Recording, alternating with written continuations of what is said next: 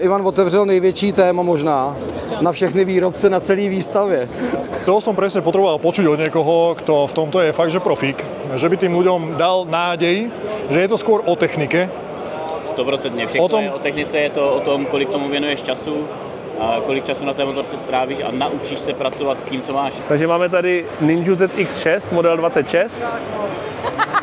Je to 636 objem, má to 124 koní, 129 s náporovým sáním, nějakých 198 kg, což je výhoda pro ty nízký lidi, to aspoň udrží s plnou nádrží. Není úplně nejnižší, leč slečně se moc líbí, takže musíme to udělat i na 6 Ninja. Jsme zhruba, no dobře, jsi o trošku menší, ale holky mají delší nohy. Takže hele, od zadní nápravy to máme stejně dlouhý. Pozor. Víš, a ono, když jí zasedneš, tak ono sice stojíš na špičkách, ale prostě jak je lehoučká, tak i na těch špičkách si s ní prostě popahazuješ. A když prostě zastavím a najednou prostě mi ta noha udělá takhle na té křižovatce, tak prostě musím počítat s tím, že udělám tohleto.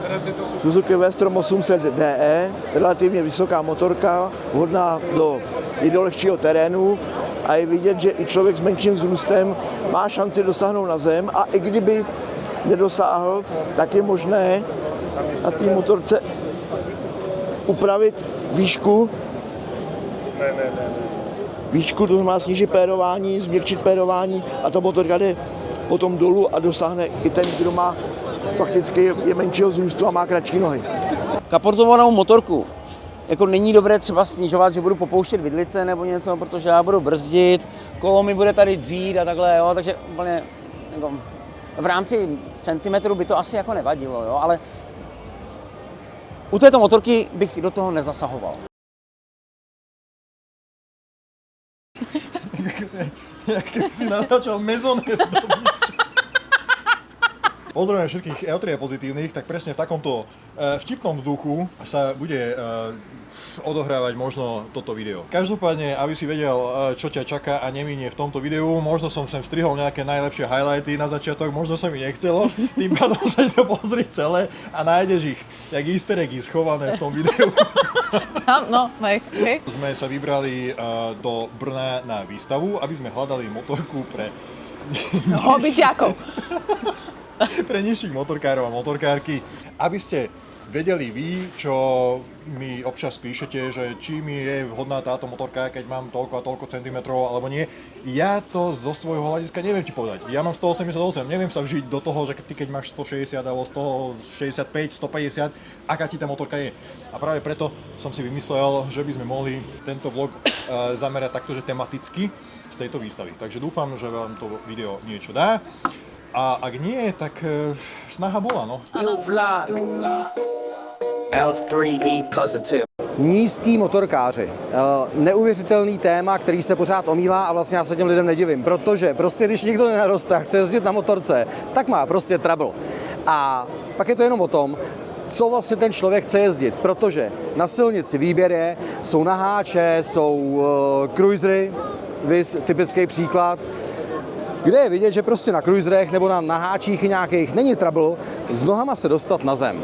Ale u cestovních endur se dostáváme opravdu do svízelné situace a to si vlastně ukážeme. U endur ta situace je samozřejmě trošičku komplikovanější, ale pak je to o tom, jak ten jezdec jezdí, co potřebuje a vlastně na co to chce využít. Protože pořád 450 typický příklad. Jedna věc je výška do šlapu, taková ta jistota při tom zastavení na místě, ale ono to vypadá úplně jinak, když máte motorku, která má, když to přeženu 300 kg. A jinak to vypadá, když ta motorka má 150-160 kg. Tam to manévrování je potom výrazně jednodušší a i pro ty nižší jezdce ta situace je vlastně jednodušší. Hele, a teď naprosto jasná ukázka toho, kde mají fakt jako motorkáři trouble, protože prostě cestovní endura jsou velké motorky a jsou to i těžké motorky. A prostě tohleto je komplikace a ovladatelnost na místě, jistota je fakt jako trouble. Ono, aj keď je to tak, že zostupíš a snažíš sa ju otočiť, aj tak je to prostě furt problém, lebo už tam tá váha zase. No. Ale zase, endura, cestovní endura, vyšší řídítka, takže ty seš potom jako takhle. No, to je jak na koni. Ne, fakt, to prostě jako... Hej, je to problém, akože mali asi, samozrejme dá sa, hej, ale rozdiel chalan baba je... Ivan otevřel největší téma možná na všechny výrobce na celý výstavě. To si vezmi, že to sedlo je rezané na úzko, vieš, že tam schytí, že keď máš niečo ešte širšie, tak si úplne vybavený. Hele Ivane, ale tohle to je teďko dobrý porovnání, že se můžeme vykašlat na 8 kilo a rovnou vlez na toho litra. Protože on jak je v té nižší verzi a on hlavně jak je to hodně offroadově zaměřená motorka, tak on má úzký sedlo. Že jako nohy máš prostě podle motorky. A tam na tom ještě dokážeme otevřít téma vlastně jako geometrie sedla. Protože jedna věc je jako když si lidi přečtou světlou výšku, respektive výšku sedla, co se udává, ale když nepřijdou a na tu motorku si nesednou, tak vlastně vědí jako úplný hovno. A další typický příklad, jo. Lidi, prosím vás, když se někde píše nějaký číslo, vykašlete se na to a běžte si na tu motorku reálně sednout, protože offroadová motorka, 83 cm psaná výška sedla, ale protože to sedlo je víc offroadový, je víc vykrojený, nohy jdou kolem motorky, tak ten došlap je lepší než třeba na motorce, která má udávaný nižší číslo. Takže opravdu vždycky já na tohle říkám, vykašlete se na tabulky, na čísla, ale na tu motorku si vlezte a sedněte si a vyzkoušejte to, protože je to strašně individuální. Ale to je... No, ale vieš, no. No, to je... Proste mali ľudia, kde máme Ivana, No. ten si teraz na to pôjde sadnúť, nech vidíme ten rozdiel, že? Že na tučňáka a na kobylku. Jo, to jo.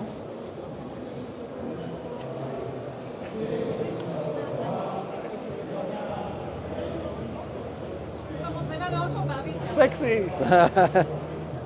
A to se rozdíl, co, proti MTXu? Jako proti 8. Je to iné, no. Takže tu sme vyriešení, že proste my A to nie je moc vysoko proti onemu, lebo ten stojan je dosť nízky. Je, tam je ani ne centimetr.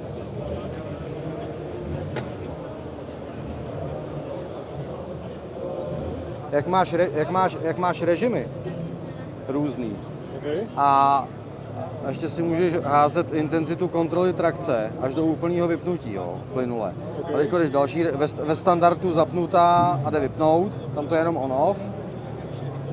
A pak když podržíš ještě dlouho, právě to je kvůli té bezpečnosti, tak se ti tam hodí ten režim, že máš úplně všechno vypnutý, ale dokážeš si k tomu zase přihodit zpět kontrolu trakce. OK. Ale ľúbi sa mi, že predošla MTX napríklad nemala, že vyhrievané sedadlo, vyhrievané gripy. Neměla, no. A táto už má. Vidím Vidím na displeji, že toto už má, vyhrievané gripy, vyhrievané sedadlo. Ten infotainment je už oveľa lepší. Takže s touto MTX-ou sa neskutočne vyhrali. Toto keby prišlo pred 2 rokmi, keď ja som kúpoval moju MTčku, tak jednoznačne mám toto. Lebo ťažisko máš inak, vybavené to je a verím tomu, že v teréne je to ešte väčší fan než tá 800. Motocykl má dvouválcovou 800, motor řadovej, výkon motocyklu je 61 koní. Samozřejmě je tady možnost snížit výkon na 35 kW, aby bylo možné na tom motocyklu jezdit i s řidičským průkazem kategorie A2. Motor z motocyklu je 210 kg a z mýho pohledu je to jeden z motocyklů, který vlastně nabídne možnost lidem, kteří jsou menšího vzrůstu, aby na to mohli jezdit a dosáhnout i na zem. Jak to vidíte vy? No určite dočiahnem viac. Už som tak na pološpičke. Není to úplně, že takto... Takhle, v každém případě ta motorka je přivázaná vlastně před tím kolem, takže ona malinko může ještě jít dolů. Akože určite je to pre nižších ľudí, myslím si, že by to zvládli úplně v pohodě. A v každém případě je možný udělat ještě úpravu toho motocyklu, aby byl níž. To znamená, ještě pro lidi s menším vzrůstem je možný ten motocykl následně upravit, aby se na tom dalo jezdit. No, optimálně. Je to uzučké, takže... No a tady máme další motorku, která je pro lidi s menším vzrůstem, bohužel je to z toho druhého konce toho spektra, co Suzuki nabízí, to znamená, je to největší, nejrychlejší a je to vlastně ikona od Suzuki. A je vidět, že i člověk menšího vzrůstu dosáhne na této motorce na zem. Je to raketa, no. Je to raketa. Tady máme druhý Kompars 2, poď si vyskúšať. Niečo, čo má gule konečne. Úplně v pohodě. Že to je dobré. Že jo? Ono to je celé dobré.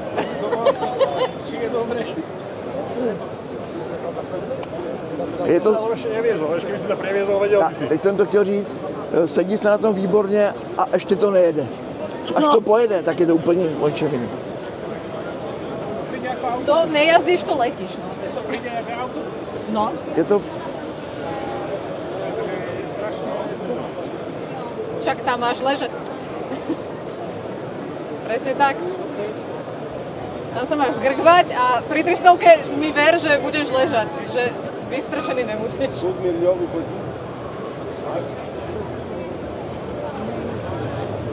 no a tady máme další. Takže začínajúcim jazdcom odporúčam presne toto. Tuto by sme to mohli skúsiť a sadneš si za mňa, koľko OK. tam máš miesta. No, však to máš ideál.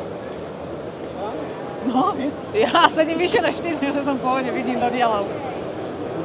A vidíte, to jsem netušil, že tahleta motorka, vlastně to GTčko, že bude vhodný pro lidi menšího vzrůstu. No. A geniální. Okay.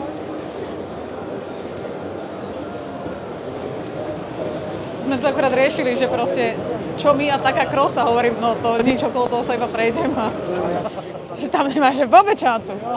Však to mi došlo. No napríklad ja už som z toho nedočiahla. Ja už som bola tak, že už som prepadala z nohy na nohu. Tak, ale tato motorka má tu výhodu, že má vlastně elektronický podvozek. Takže vy si můžete nastavit tu výšku toho podvozku a vlastně i pro ty lidi s tím menším vzrůstem ta motorka je vhodná. Samozřejmě je to 4 válec litrovej, takže ta motorka je celkově těžší, než jsou třeba ty dvouválcové 800, ale zase díky tomu nastavení podvozku je to motorka pro každého. Dobre, a napríklad na vždycky, alebo teda mne respektíve robí problém aj tá váha, hej? Už keď je to proste... Dobre, nerátame bušu, tam to je úplne iná kategória, ale že pri tých vyšších motorkách, tak už tá váha, že aj keby som dočiahla, tak furt je tá váha taká, že... Je to daný tím, že vlastně ten...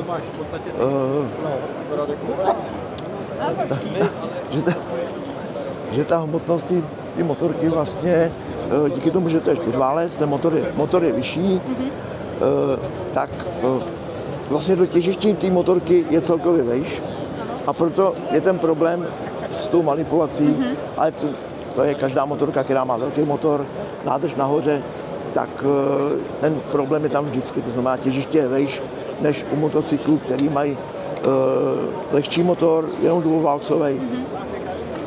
Suzuki V-Strom 800 DE, relativně vysoká motorka, vhodná i do lehčího terénu a je vidět, že i člověk s menším vzrůstem má šanci dosáhnout na zem a i kdyby nedosáhl, tak je možné na té motorce upravit výšku. Výšku, to znamená snížit pérování, změkčit pérování a ta motorka jde potom dolů a dosáhne i ten, kdo má fakticky je menšího vzrůstu a má kratší nohy. Ale pocit je perfektný. Pocit, jak keby som sedel v luxusnom džípe. Abych pravdu řekl, já nejsem tak úplně malej a tu motorku mám taky. A když pak jedu někam a chci mít jistotu, že dosáhnu, když tam mám kufry, je to těžký, tak si sám sundám to pérování níž jednoduše a pak je to pohodlný, dosáhnu všude. Ja som do tejto motorky zamilovaný. Ale to už dlho. No tak. Já se nedivím, no. To je motorka na všechno. Jak na cestování, tak na lehčí terén. Akorát, že či to nemá náhodou nejaké vady. Že predsa len už na to ľudia najazdili mraky kilometrov, že či to nemá nejaké vady, s čím sa vracia. Alebo či náhodou o ničom neviete? Ne, je to takhle, já to řeknu jednoduše. Ty motorky jsou vyráběny v Japonsku a je to japonská výroba. To znamená, že ta kvalita je maximální a ty motorky de facto ty problémy nemají žádný. Když chce někdo motocykl, aby jezdil, procházel pouze standardníma prohlídkama pravidelnýma a nestaral se o to, kde se mu co rozsype a co musí opravit, tak si musí koupit japonskou motorku. To je daný historicky. Je to tak. Takže hovoríte, že V-Strom si drží tú svoju kategóriu ako motorka, ktorá je výborná a vydrží mraky kilometrov. Ano, a je to vlastně model od Suzuki, který se prodává nejvíc, o který je největší zájem. To sa nečuduje. No, to je prostě bestseller od Suzuki. Čau, já jsem Kuba a rád bych vám představil motorku Vouch 800 Rally, která je zajímavá hlavně tím, že i pro jezdce mých tělesných rozměrů a mojí výšky vůbec nemám problém s jejím ovládáním. Mašina má sice výšku sedla 850, ale díky svýmu nízkopoloženému těžišti působí výrazně lehčí než její psaná váha. Samozřejmě nastanou situace, kdy člověk zastaví na křižovatce u výmolu nebo vyjetý koleje, kde zkrátka musí na sedle popohodit zadek a jednu nohu dát dolů, ale jak jsem říkal, i v nízkých rychlostech a při nějaký manipulaci na místě nebo při popojíždění po parkovišti, tak díky nízkopoloženému těžišti i člověk nižšího vzrůstu vůbec nemá problém s jejím ovládáním. Jinak mašina má vlastně výbavu hlavně do terénu, už z názvu 800 Rally. Vyplývá, že mašina je koncipovaná na to, že přejedu nějaký nutný přejezd do místa, kde potom chci strávit svoji dovolenou, jako je třeba Rumunsko, Bosna, podobné země, Albánie, třeba i Srbsko. Takže stano, natáčím. Takže přejedu ten nutný přejezd, svoji hlavní část dovolený strávím právě v nějaký z lokalit, který jsem zmínil. Mašina nemá tolik jízdních asistentů na silnici, jako třeba cesták 900, ale právě má výbavu, kterou člověk spíš využije v terénu, jako třeba hydraulická spojka, nastavitelný tlumič řízení, poměrně vysoký zdvihy tlumičů, 24-litrová nádrž, která se hodí, když není úplně tolik příležitostí natankovat. A to vlastně souvisí s tím těžištěm, protože nádrž je vlastně vedená až do spodní části, tam jak končí vlastně ten padací rám. To znamená, i když natankuju plnou, tak se mi to těžiště nezvýší. Tato koncepce té nádrže vlastně udržuje to těžiště pořád nízko, i když mám plnou nádrž. Jinak displej na výšku, rovně tvarovaný kryty nádrže, abych mohl pohodlně stát ve stupačkách. Super jsou tyhle deflektory, které krásně odrážejí nejenom vítr, ale i případný déšť. Vyhřívaný gripy, vyhřívaný sedlo, zrcátka, který se dají zlomit. Za mě motorka, která sice na první pohled může působit, že je vysoká a těžká, ale naopak je příjemně ovladatelná a naproti její výšce, tak není problém s nějakou obtížnou manipulací. Ale normálně, když ji zatížíš, tak normálně ji udržíš, normálně se na ní postav. Ne, fakt? Počkej, postav se vedle mě. Teď jsme zhruba, no dobře, jsi o trošku menší, ale holky mají delší nohy. Takže hele, od zadní nápravy to máme stejně dlouhý. Pozor. Když jí zasedneš, tak ono sice stojíš na špičkách, ale prostě jak je lehoučká, tak i na těch špičkách si s ní prostě popahazuješ.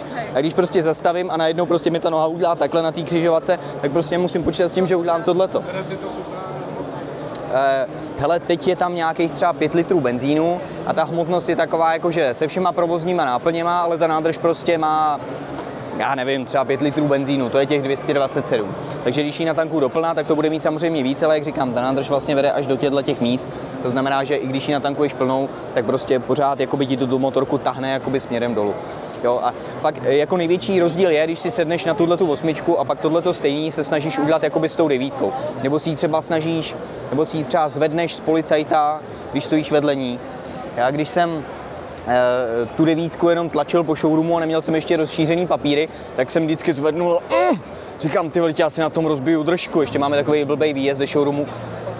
Tato motorka sice jak má vyšší těžiště a větší váhu, tak ona takhle na tu manipulaci působí, že je komplikovanější, ale zase jakmile se na ní rozjedeš, tak protože má velký krouťák, tak dáš jedničku, jenom takhle pustíš spojku, ona se rozjede a takhle si s tou motorkou normálně motáš, jak kdyby to byla 125.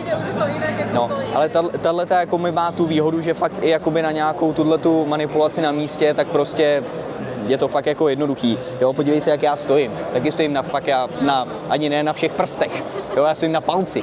Jo, ale prostě nemáš problém s tou manipulací, když on má úzký sedlo, jo, a když prostě přijedu k díře, tak prostě udělám tohle. Teď mám pravou nohu na stupačce, a levou mám prostě dole a takhle zastavím na křižovatce. Jo, a stojím vlastně, když si dám nohu na stupačku, tak teď stojím prostě došláplej celou nohou, takže stojím stabilně. A protože nemá vysoký těžiště, tak prostě nemáš problém s tím ji udržet. Pak si to zkus, normálně stupni si na ty špičky, on ji udržíš, ona není těžká. Číko, tak to jsem nečekal. To som nečakala toto. No ja som ti to říkal. No čo si blázne, akože som na špičkách úplne, že na palcoch, jak baletka, ale toto som nečakala. Čo si bláznivý? Si pána.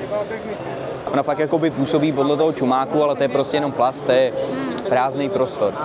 Já tohleto doporučuji vlastně, i když někdo přijde, že jakoby je začínající jezdec, udělal si třeba A2, protože my umíme zavřít z těch 47 na 35, a tak oni to je velký, těžký, to já bych něco menšího. Říkám, ale tak se na to sedněte, svezte se a uvidíte schválně. Tohle je fakt nejsnáz ovladatelná motorka, kterou tady máme. Ona nevypadá, ale fakt jako klame tím obrovským čumákem. Její hlavní výhodou je, že díky 19 vepředu, tak při jízdě v zatáčkách i třeba při prudší, rychlejší jízdě v zatáčkách, tak je příjemně, krásně ovladatelná a člověk z toho průjezdu tou zatáčkou, i když třeba vysokou rychlostí a ve vysokém náklonu, má, řekl bych, výrazný pocit bezpečí, což znamená, že potom se do těch zatáček tu motorku nebojí překlápět. To je hlavní důvod, proč zmiňuji, že ta motorka je fakt jako výrazně příjemně ovladatelná. Jak říkám, spoustu lidí odradí ten čumák, ta velikost, té kapotáže vepředu. Doporučuji všem, aby se na té motorce svezli, aby si ji vyzkoušeli, protože za mě je ta motorka hodně zajímavá. Samozřejmě máme modely, které jsou výkonnější, které jsou vybavenější, ale jsou taky dražší a jsou taky těžší. No jasně.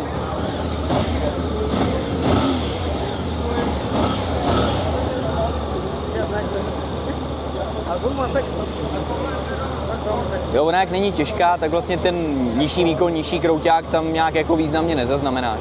U té 525 tam ti třeba na těch 35 kW, když jsi jel ve dvou a naložený s kuframa, tak tam ti na předjetí třeba občas nějaký výkon mohl chybět, ale s tímhletím výkonem, s tímhle krouťákem, tak i když jedeš ve dvou a naložený, tak prostě s předjetím, když potřebuješ vypálit někde na křižovatce, tak s tím prostě nemáš problém. A za další, ještě jsem asi nejel, hele, tohle to je pujk, to je vlastně jakoby, že to tak řeknu, výbava, kterou si můžeš koupit. To Origo je nějak takhle vysoký a i vzhledem k tomu, že já nejsem nějaký čahoun, tak to Origo Plexi mě nekryje úplně jakoby, no, nejsem schovaný za tím plégem jakoby celý, doporučuji tam koupit něco aspoň takhle vyššího. Ale zajímavý na tom je, že, nebo zajímavostí téhle motorky je, že super svítí. Když si na téhle motorce dobře se řídíš tlumený světlo, a i když by se samozřejmě nemělo za normálního provozu, když není mlha, ale když si připneš mlhovky, jedeš třeba někde v noci v lese po nějaký okresce, tak vidíš tak dobře, vidíš před sebou tak velký světelný koláč, že ani nepotřebuješ zapínat dálkový světlo. Jo, fakt já dost často v noci jezdím a tahle motorka svítí asi nejlíp z těch, co tady máme. Zajímavý na tom je, že ono to má vlastně displej, který má už sám o sobě docela příjemnou grafiku, a i když jakoby v těch technických datech máme, že je to TFT displej, což je vlastně 900, tak tady na to, když ti zasvítí fakt prudký sluníčko, tak ty vlastně máš pocit, jako kdyby si měl na tom černém pozadí toho displeje tu číslici prolisovanou vlastně do toho displeje. To znamená, ty i když jakoby máš fakt jako prudký sluníčko, prudký odlesk, tak tu rychlost, kterou potřebuješ nejvíc, tak vidíš vlastně obrysy těch čísel, fakt jako kdyby to bylo prolisované do toho displeje. Ale úplně upřímně, tady tyhle ty údaje nejsou fakt při tom brutálním sluníčku výrazně viditelný, ale fakt ta číslice toho displeje fakt působí, jako kdyby byla prolisovaná do toho pozadí, což je u těch digitálních displejů. U žádného jsem to ještě vlastně neviděl. Jo? I u té 900 třeba, neříkám, že to je špatně čitelný, ale tenhle ten efekt jsem tam jakoby nezaznamenal. No. Mne sa to ľúbi. Já ji mám docela taky rád, tu černožlutou. No. Akože ten potom áno, nemôžem povedať, že je taký matný. Tak. Ale základ je, že co je na tom zajímavý, takže zkrátka kromě toho, že to má vlastně plně nastavitelný japonský kajaby jak vepředu, tak vzadu. Vzadu to má vlastně plynokapalinové tlumiče, vepředu je 17, vzadu 14, jsou to bezdušové pneumatiky. Tak mašina má vlastně dvouválcový 32 kW motor, který na tom skútru může být výrazně zajímavý.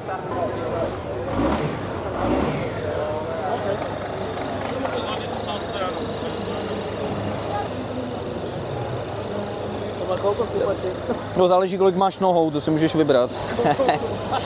No ne, tak jako právě z principu toho, že je to adventure scooter, tak když pojedeš pohodičku, tak si tu nohu dáš sem nebo případně sem a když budeš chtít jít do stupaček, tak tam právě chyběly ty stupačky, takže ty přední stupačky jsou pro tebe, abys mohl jít do stupaček, opřít se o řídítka, ty zadní stupačky jsou pro spolujezdce. Jo, tadyhle vlastně máš nastavitelný Playgo s pamětí. Máš tady vlastně dva jízdní režimy, tady máš normální a sport a máš vyhřívaný gripy, máš vyhřívaný sedlo, plus tady máš tuhletu zacvakávací placku na brzdu, když stojíš někde v kopci. Je to akože ručno? No, tak, ano, on má ručka, takhle. OK. Je to dobré, pripadá si jak dobre kvalitný stojan. Takže máme tady novinku. Ja ako kameraman musím ísť 10 metrov dozadu, aby ste sa zmestili obidve dolu. Jo, tak já si stopnu dozadu. Alebo si sadíte za mňa. Takže máme tady Kawasaki Z650S, je to novinka. Je to docela vhodná motorka, nebo řekl bych hodně vhodná motorka pro menší lidi, zejména děvčata, holky, paní. Motorka má vlastně pár nových věcí, které vyšly už ze základů R6 a Z předchozího. Dostala TFT, který teda už měla, nedostala, už ho má. Dostala nový design, světlo. Je tady už nově možnost volitelného quickshifteru, originál příslušenství. A je tam super spotřeba, dá se to dát na 35 kW za 1990 korun, 80 € asi na Slovensku. A velice vhodná ovladatelnost. Ešte na tomto máš drahé špičky. Áno, tak vieš, tak... Možná ta Z500 je ještě nižší, pojď sednout vedle. Je to lepšie troška. Trošku lepší, no. Z500 je vyloženě děvčicí motorka, tady ještě o kousek nižší, lehčí, asi o 20 kg. Jo, tady jsme někde na 180 nebo 170 kg a splně natankovaného stroje. Akorát je tady jakoby klasický lankový plyn, není tam možnost quickshifteru, ale výkon je 33,5 kW, takže nejde to už nějak rozšířit, musí člověk spokojit s tím výkonem. Je možné, že to někomu může po roce přestat bavit, musí pak koupit větší objem. Samozřejmě už je spadé výhoda, když vás vlastně po 2 letech to přestane bavit. Já nevěřím ani slovo. Vy máte nějaký rozhovor, že? Jo, tady se to natáčí. Reklama jak oči. Takže pěkně seš, Lubku, pěkně. Takže je možnost tu Z650 třeba po 2 letech otevřít na plný výkon. To stojí nějakých 5990 korun. Ale máte zase plnohodnotnou motorku o výkonu 68 koní. No. Což už zase na předjíždění dobrý.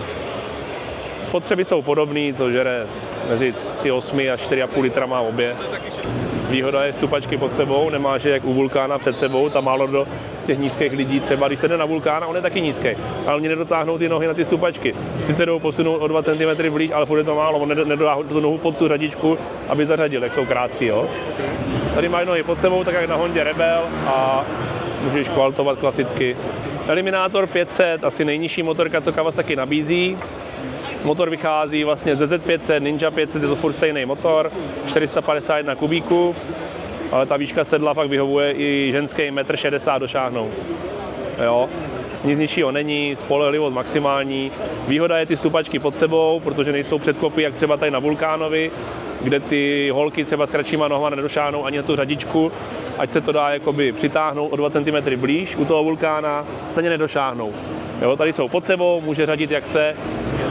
Jo, parádně jak na motorce, na naháčovi. Je to motorka tady za 157 000. skvělá za mě. Pro malý lidi skvělá. Takže máme tady Ninja ZX6 model 26. Je to 636 objem, má to 124 koní, 129 s náporovým sáním, nějakých 198 kg, což je výhoda pro ty nízký lidi, to aspoň udrží s plnou nádrží. Není úplně nejnižší, leč slečně se moc líbí, takže musíme to udělat i na 6 Ninja. A je to docela raketa, jde to 265, ale je to zábava. Od 8 do 13 tisíc je to zábava. Nesmí se bát člověk to točit. Chce to už nějaké zkušenosti. Presne tak. A váhovo sme na tom jak? 198 kg s plnou nádrží. Ježiš, ja mám miesta na moju malú riť. V pohode, ešte mi tam zostávajú 4 čísla. Ale všade na internete uvidíš šoféra iba sám. Tak keď máš šarmantnú asistentku, tak si ju môžeš kľudne vyskúšať. Neber to dvojzmyselne. Ja som čakala, čo z neho vyleze, čo poviem. Neber to dvojzmyselne, dobre? No dobre, len tuto bude problém. No dobre, sú tu držiaky na ruky, takže okej. Toto je fajn. Takže ladvinky sa môžu držať tu, keďže ja som zvyknutá držať sa nádrže. Toto by malo ísť hore, alebo dole, alebo hore. Nechcem to pokaziť, ale toto mi je veľmi sympatické. Taký minimalistický. Ale sedenie pohodlné, pohľadač na blinker. Takže tu má, na pičku troška, ale neviem. Čo akože keď one? No ja som zvyknutá na nádrž vždycky, vieš, na športe, lebo tu keď sa držíš tých rukátok, tak pridáš, vieš, tak tam lietaš. To by tu museli dorobiť len, čo sa dá dokúpiť na tú madlu. To by som nechcel. Čo aj ten krúžok taký, vieš? Ale neviem si tu úplne predstaviť, že tankbak. Keby tak nejaký jednoduchý, malinký. Ale žiadnu taký burger, ty kokos. A toto je fakt v pohode. Dala to Honda, dá to aj Kavina. Späťaky, vidíš? Ja som krpatý, takže vidím. No tak ja som teraz na viditeľnosť lepitá, keď som poloslepá. Dáš aj terén, chytíš kolenami i ideš. Šotolinu vandalúziu. Pekná farba. Pekná farbička. Nemyslel som si, že mi pasne tak dobre. Chceš si vyskúšať? Tak dobrý den, zdravím vás. Dostal jsem tady takovou zvláštní, možná takovou zajímavou věc. Lidi menšího vzrůstu, na jakou motorku se pěkně poskládají. Takže vybrali jsme první motorku, je to Transalp 750, kde když se podíváme, tak myslím si, že pán úplně v pohodě sedí. Pán teda není úplně malý, jo, takže vidíme, že je to v pohodě, ale i kdyby to byl úplný lilipután s prominutím, tak se dá koupit ještě nižší sedačka. Jo, u pána není s tím žádný problém, samozřejmě vám to sedí úplně v pohodě. Jo. Jsme třeba na motorce, kde by se to dalo i snížit v rámci třeba přepákování, jo, takže dá se tady toho udělat daleko víc. Jo. Jsou tady je tady stavitelný podvozek, dalo by se to i třeba jako změkčit, ať ta motorka sedne ještě trošku dolů. Ta motorka, ten motor jezdí moc hezky, je to motor, který je vlastně vyvinutý pro Horneta 750. Vždycky říkám, kdyby jel jak ten Hornet, bylo by to ještě lepší, protože Hornet jede fakt jako neskutečně, to je mazec, co dělá Hornet 750. Tady ten motor je udělaný samozřejmě s ohledem na to, že to je adventure, ale i tak, když se za to veme, tak to jako fakt jede krásně. No. Ale mám pocit, že fyzicky mi sadla asi že najviac. Fyzicky mi sadla najviac.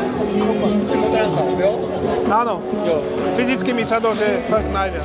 Myslím si, že je dobré vzpomenout, že od letošního roku se dá koupit Transalp s klasickou spojkou, to je jak jsme zvyklí, anebo e-clutch, to je tady ta, jak já říkám, bradavice, tohleto. A to se mi postará o to, já když jsem to poprvé zkoušel, motorku s e-clutchem, tak jsem to prostě udělal tak a bylo to pro mě neuvěřitelné, že opravdu jsem zvedl ruce, dal jsem jedničku a ta motorka opravdu nezdechne, neskočí nic. A pak až přidám plyn a já říkám, že tam je schovaný malý Japončík, který to ovládá za mě tu spojku. Bavíme se o tom, že ta motorka, když má e-clutch, má samozřejmě řazení, nejedná se o automatickou převodovku, ale jedná se o automatickou spojku. No. Můžu kdykoliv si ten systém i vypnout, že budu používat klasicky spojku. Ale jinak, vždycky říkám lidem, jinak to můžu udělat tak, že tu páčku můžu klidně vyhodit a nemusím ji nikdy použít. Nikdy v životě ji nemusím použít. Budu jenom řadit a to je všechno. Takže máme tady další adepta pro lidi, kteří nejsou úplně nejvyššího vzrůstu, Je to velice oblíbená motorka, je to NC 750. Motorka, která má úžasný spodek, jede úplně od spodu. Já vždycky říkám, já to přirovnávám k silnému turbodieselovému autu. Jede to od spodních otáček hnedka, zabere. Dělá se to s automatickou převodovkou a myslím si, že u NCčka to kupovat manuální mně přijde takové zvláštní. Protože tu motorku beru i z toho pohledu, že je tady pod tímto plastem, kde není nádrž, je tam opravdu plnohodnotné místo pro třeba přilbu a takhle, tak pořád to beru tak, že to je v podstatě takový skútr. Takže a skútr by měl být takový, že na něm nebudu řadit. Jo? Takže takhle bych to viděl tady. Tady vidím, že slečna, co se týče posedu, že to nemá jako... Ideál? Není to úplně ideál. Zase, dá se koupit na NCčko, sada na snížení, bavíme se minus 35 mm na přepákování, snížit. Veľa dílerov hovorí, že existujú rôzne sady na znižovanie tých motoriek, že každá motorka teoreticky sa dá znížiť.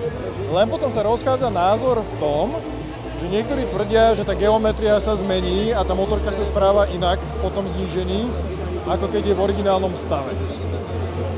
Ako to vlastne funguje? Je to určitě drobný zásah do té ergonomie, Jo, je. Čiže treba s tým počítať, že... Počítat s tím, že já vždycky říkám, nejlepší snižovat motorku rovnou při koupi, ať si člověk rovnou zvykne na něco od začátku. Aha, okay. Jasné. Podle mě takové nejlepší. Vždycky, když my tady toto řešíme, to snižování, tak právě říkám, ať ten pán, paní odjíždí s motorkou, která už bude nachystaná, ať třeba se to nedělá při prvním servisu, už si na něco zvyknu, pak je to drobně jiné, takže vždycky říkám, nejlepší tyto věci hnedka při koupi. Jo, u Rebela budeme naprosto v pohodě úplně tam. No to je jasné. Tam je to na klid. Tam je to úplně na pohodu. Konečně mám pocit normální. Jo, Rebel je. Je to teda i u 11 stovky Rebela. Máme to obdobné, prostě člověk občas si řekne 500 pro ženu, ale prostě když si žena troufne a vy si troufnete, nebude problém i 11 stovku Rebela. Bavíme se, je to dvouválec, řadový, 500, kapalinou chlazená samozřejmě. A taková motorka, zase říkám, jako určitě nekupovat Rebela na to, že s ním pojedu někde, že s ním budu cestovat. To říkám rovnou, ne. Je to motorka na vyčištění hlavy po práci nebo něco, 2 hodiny si jedu projet na takový klid, jo. Ale rovnou říkám, necestovat na Rebelu. Určitě ne. Ale tady jsem věděl, že tady to bude úplně v pohodě. Tady je to vyšší, samozřejmě ta 500 je úplně, tady je to vyšší, ale i tak je to pro vás úplně v pohodě. Tam je asi ta nádrž, ktorej mám ten pocit taký, takže to je jiné, čo... Myslím si, že i trošičku širší sedačka v přední části, že to člověkovi trošku víc roztáhne ty nohy, jo? Že tam ty nohy má... Do Včka troška, hej. Jo. Jak jsem říkal, na to se sedne jako dobré, ale je to motorka na po práci 2 hodinky, žádné cestování, to vím, to jsem zkoušel, delší cestu, neexistuje, ne, říkám to rovnou. Tady dokonce u tohoto Rebela už mají posunuté ty stupačky, ta 11 stovka, která byla starší, tak měla, že jste tu nohu měl tady takhle, jo, takže to bylo jako úplně, že to jsem byl, jo, tady je to přece jenom, že mám jako natažené víc ty nohy. Můžeme zkusit Horneta 500. Lepšie než nám to? Jo, jako já si myslím, že v pohodě. Kdyby byla nějaká menší slečna ještě než vy, zase není problém, je tam sada na snížení toho přepákování, bavíme se zase minus 30 mm. Ještě jsem neřekl, byli jsme u Rebela, klasická spojka, 11 stovka Rebel, klasika anebo DCT, tady 500 Hornet, klasická spojka E-Clutch. Jako za mě byste na tom v pohodě ujela. Určite, ako ono sa dá na všetko zvyknúť na tie špičky, hej, len keď sa chceme baviť o nejakom komforte samozrejme a najmä tomu bezpečnosti, hej. Rozumím, samozřejmě znám případy, kdy prostě přijedu na křižovatku, koleje vyjete od kamionu, jo, a pak slečna chudák nedošlápne a prostě spadne. Akože vymysleť sa dá, áno, však poznáme rakety, všelijaké baby, čo to dávajú na pohodu, ale keď je to napríklad začiatočný, tak určite by som asi riešila tie nohy stabilnejšie. Jasně, určitě. i mě to samotného zajímá, tak jestli zkusíte teda.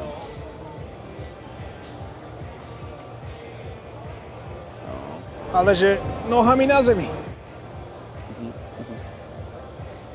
Opět varianta e-clutch nebo klasická spojka. Vždycky každá ta motorka, což jsem neřekl, když je vybavená e-clutchem, tak má rovnou i systém quickshifter, rychlořazení, takže je to teda v ceně. A když si vezmu, že třeba ta řada 500 Hornet si budu kupovat a e-clutch je příplatek teďka, přiznám, myslím 17 000 a jenom quickshifter stojí třeba 7, tak pak už beru, že ten příplatek za ten e-clutch je jenom 10 000, protože většinou ten quickshifter si tam člověk dává. No. Bavíme se, že je oboustranný, takže i podřazování, i řazení nahoru bez spojky. Máme tu dlho očakávanú novinku KOV 800 XGT.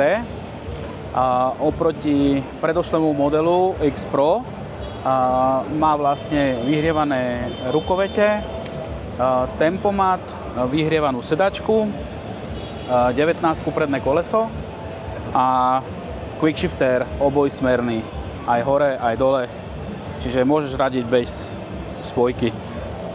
To sú asi také najväčšie featurey, ktoré sú oproti Pročku. A cena tejto motorky pre slovenský trh je 10 500. V Čechách ju ponúkame za 250 000 českých korún. Ešte, aby som nezabudol, kufre sú v cene. Aj pre slovenský trh, aj pre český trh. Full package. No na prvý dojem môžem povedať, a to som na kove nesedel, že ako 170 cm Hobbit, tak tá motorka mi sadla, že na prvú dobrú. Neviem, že teraz som to povedal o hociakej inej značke, ale ja si myslím, že má zmysel. No, výška sedla je 826 mm, že je celkom nízky posed. Takže OK. Ďalšiu motorečku KOV 450 RR. Je to menší superšportík, je to štvorválec, 49 kW. Pre Slovensko cenovka 6990 eur, v Čechách 169 900 českých korún. Mala prísť na trh niekedy v apríli a potom sa bude dať aj odskúšať, otestovať. A váhu tu máme jakú? Váha je 165 kg, výška sedadla 785 mm, myslím, že to celkom sedí. Čo sme nastojené, takže nejaký ten centiaček chytíme. Ale aj tak mám stále pocit, že aj keď je úzko rezaná, tak furt mám pocit, že napríklad tam som dočiahla lepšie. Vieš, že tu mám pocit, aj keď je maličká, úzko rezaná, že mám pocit, že tam som sedela lepšie proste, viacej na nohách, že tu mi tie nohy... Tak ona keď príde v apríli na trh, budeme ju mať určite ako predvádzačku, môže sa zastaviť, môže ju vyskúšať a potom povie, že určite môžeme to je otestovať. lepšie na tom. Farba zaujímavá. Táto farba nebude pre európsky trh. Je toto možné? Je to len čínsky spek, takže pre Európu, respektíve pre Slovensko, Čechy bude červeno-biela kombinácia. OK. To je zaujímavé. Ale teda pre nás menších je to celkom dobrá voľba. Ty? Teraz už sa dal do takého drsného módu. Nie, počúvaj, on robí presne tú istú chybu, jak všetci, aj vrátane mňa, keď som presadol z naháča na Supersport, že sedí s vajcami na nádrži. Presne tak. Ale ja sa snažím odstrčiť, chápeš? Lebo však ti stačí, reálne ti stačí retardér a máš pomiešku. Skončil si. Počuj, Ondrej, my sme spolu robili podcast, robili sme spolu video a ľudia, možno tí, čo už videli tie videá, tak vedia, že si inštruktor, ktorý vie jazdiť. A my máme toto video zamerané na nízkych motorkárov a motorkárky, ktoré väčšinou riešia, alebo ktorí väčšinou riešia na internete to, že ktorá motorka je im vhodná alebo nie je im vhodná, lebo nedotiahnú na zem obidvoma nohami, aby stáli stabilne a udržali tú motorku. Chcem tvoj názor ako profesionálneho inštruktora, že nakoľko je táto téma relevantná?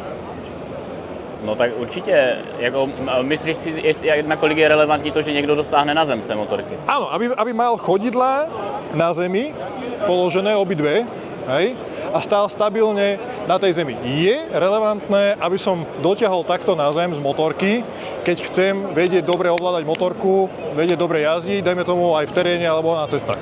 Já si myslím, že ne, ale asi za to dostanu strašnou bídu. Áno, teraz som bol v Suzuki s tým starým pánom, čo som sa tam rozprával, čo aj trénuje nejakých motorkárov, balans a tak ďalej a presne povedal toto isté, že on to nebude hovoriť na video, lebo proste dostane za to sodu. Ale dívej. Lebo ľudia s tým nesúhlasia, ale pritom všetci vieme, že to tak je. Pokud ta motorka jede, jsi v pohybu, tak je to úplně jedno. To je jedno. Samozřejmě, pokud se bavíme tady o offroadu a tak dále, častokrát se stane, že zastavíš někde, je tam kolej, rýha, díra, něco. Ale dopadne ma, ja som vysoký. Může se stát.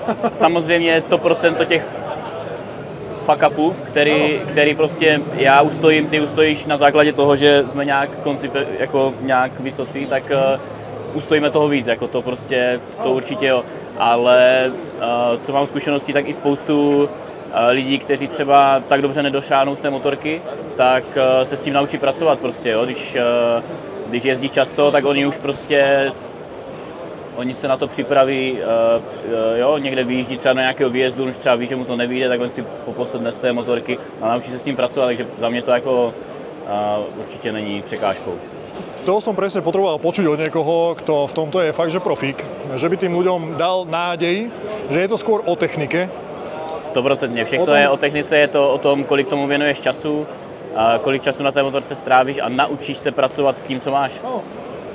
Pravím, mne sa stalo samotnému, že darmo, že som vysoký, zastavil som a padol som na tej motorke len kvôli tomu, že sa mi noha pošmykla na tom podklade, darmo, že mám tie nohy pevne na zemi. A videl som chalaniska, ktorý bol odo mňa, že oveľa nižší, hej, minimálne o hlavu, a ovládal veľkú KTM Super Adventure, tú kravu, toho mastodonta, lepšie, než mnohí jazdci, ktorí majú, dajme tomu, menšiu motorku a sú vyšší. Určitě, třeba můžeš tam dát odkaz třeba na Bernd Himmer z Německa. Ten jezdí jak totální démon na GSu a ten mi pocať. Ja som veľmi rád, že konečne niekto sa nebál a povedal im, že jazdíte na piču. To tam budeš dávať? Áno. Prečo nie? Ale je to tak. Ja si myslím, že je to tak, že proste človek, keď má tú techniku a vie ovládať tú motorku a sa to naučí, tak dokáže byť lepší než ja, čo som vysoký, jak rebrík. Rozumieš? Áno, potom je ďalšia vec, že váha a tak ďalej, že keď si malý a chudý, tak tá motorka má svoju váhu a je to iné udržať ako pre mňa, čo som vyšší, dajme tomu, a inak stavaný. Ale samotná tá jazda alebo ovládanie tej motorky, teraz čo som bol v tom Španielsku, videl som tam babu, ktorá mala takto, že sedlo motorky. Ja. Nahodila si jednu nohu, rozlišla sa na tej motorke, nasadla, takisto pri zasadovaní a v teréne ovládala tú motorku kokos lepšie než ja a bola malúčka a tá motorka jej bola fakt, že veľká. Ty jedeš, tak ty nepotřebuješ, na co to potřebuješ, že jsi vysoký, když jedeš na té motorce. Pokud víš, kam máš dát hmotnost a jak s tou motorkou pracovat, tak pokud se hýbeš, tak jsi v pohodě. Samozřejmě, když zastavíš, tak je dobrý vědět, co dělat a jak s tím pracovat. Jak s váhou tvé motorky, tak s váhou váhu tebe.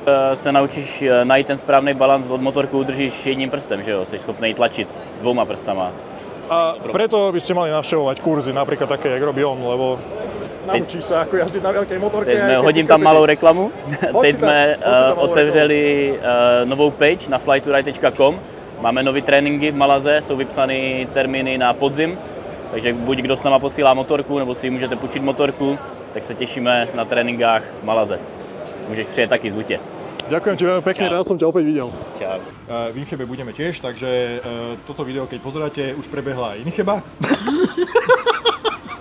A potom sme zase multiverzme, vieš už. Ten z vás, čo vie cestovať v čase a pozrel si toto video, tak môže sa vrátiť v čase a môžeme sa vidieť v Inchebe. Takže neviem, kedy pozeráš toto video. Bolo fajn. Aj tu a určite aj v Bratislave. Určite. Ktoré je menšie a menej sa nachodíš.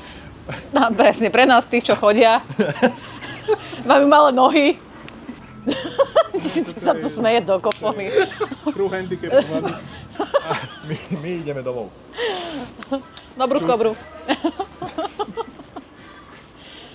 Ježiš Kriste, to bude toľko hejtu, už to mi ľudia, čo nechápu humor, teraz už sú úplne v piči.